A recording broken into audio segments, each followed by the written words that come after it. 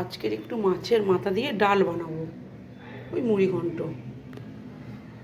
আর এই যে মাছের মাথা দেখে নিন।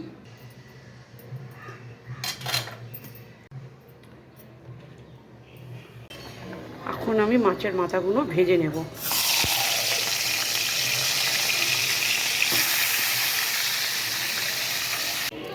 মাছের মাথাগুলো আমার ভাজা হয়ে গেছে।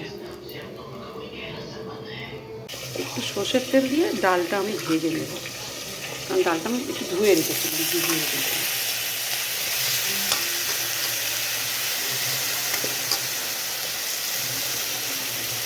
এই দেখো বন্ধুরা, ডালটা ভাজা হয়ে গেছে, কিন্তু আমি এবারে জল দিয়ে দেবো, কারণ যেহেতু আমি ডালটা ধুয়ে নিয়েছিলাম আগে, আমি কড়াতেই সেদ্ধ করবো, তাহলে ডালটা খুব ভালো টেস্টি হয়, প্রেসারে দিলে ভালো লাগে না। আচ্ছা, আলুগুলো আমি একটু ভেজে নেব।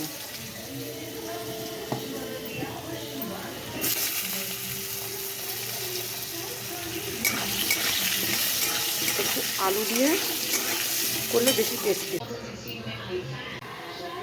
এইটা আমি ফোড়নে দেবো এলাচ, শুকনো লঙ্কা, জিরে, আদা, একটু পেঁয়াজ দেবো। আর আমি তো গুঁড়ো মশলাতে বানাই, জলে গুলে। লাস্ট ফিনিশিং পরে দেখাবো। এলাচগুলো দিয়ে দিলাম, শুকনো লঙ্কা ফোড়ন দিলাম,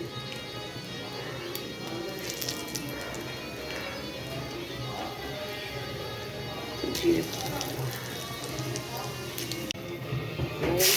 দিয়ে দিলাম, পেঁয়াজ দিয়ে দিলাম। যেহেতু মাছের মাথাটা পেঁয়াজ দিয়েই বানাবো, মশলাটা আমি একটু জল দিয়ে গুলে নেব।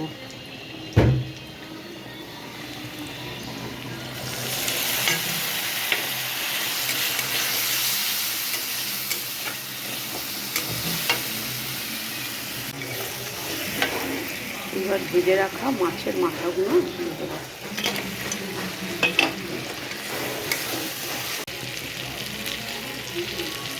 মশলাটা কষা হয়ে গেছে, সেদ্ধ করা ডালটা এবারে আমি দিয়ে দেবো।